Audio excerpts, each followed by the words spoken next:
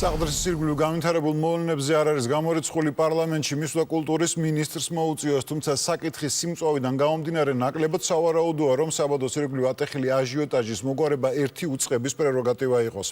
ამ ფაქტს უმრავლესობაში აღიარებენ, სადაც უკვე გეგმავენ კონსულტაციების დაწყებას სამუშაო კომისიის შექმნაზე. სპეციალური ჯგუფის შექმნას ითხოვს სახალხო დამცველიც.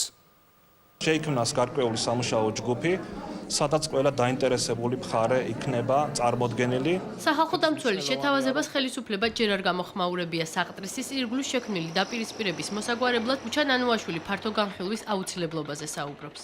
როდესაც სასამართლოში მიმდინარეობს პროცესი, რა თქმა უნდა, მნიშვნელოვანია, რომ მოხდეს ჯერ სასამართლოს გადაწყვეტილებისთვის რაღაცნაირად დათბობა დროის და მხოლოდ ამის შემდეგ მოხდეს გარკვეული გადაწყვეტილების მიღება. ანუ სასამართლოს გარეშე არ უნდა გადაწყვეტეს არც ერთი საკითხი.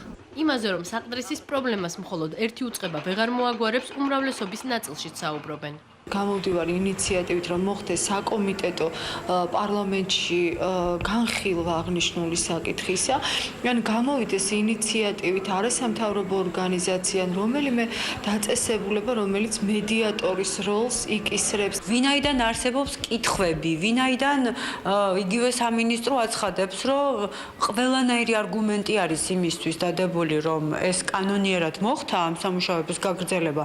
მე კიდევ ერთხელ მინდა მოვისმინო პარლამენტში კულტურის მინისტრის მიწვევას ეთანხმება უმცირესობა. ნაციონალურ მოძრაობაში ფიქრობენ, რომ საყდრისში სამუშაოების განახლებისა და შექმნილი მდგომარეობის გამო რამდენიმე მინისტრი უნდა გადადგეს. ეს საკითხი ხდება კონკრეტული მინისტრის პასუხისმგებლობის საკითხს, თუმცა მისი პასუხისმგებლობის საკითხიც უნდა დადგეს, მაგრამ მთელი მთავრობის პასუხისმგებლობის საკითხი უნდა დადგეს, რადგან აქ ჩართულია ბევრი სამინისტრო, მაგალითად ბუნებრივი რესურსების სამინისტრო, ასევე ძეგლთა დაცვის სააგენტოს თავმჯდომარე. ხელისუფლებას საყდრისში სამუშაოების განახლების გამო თავისუფალი დემოკრატებიც აკრიტიკებენ.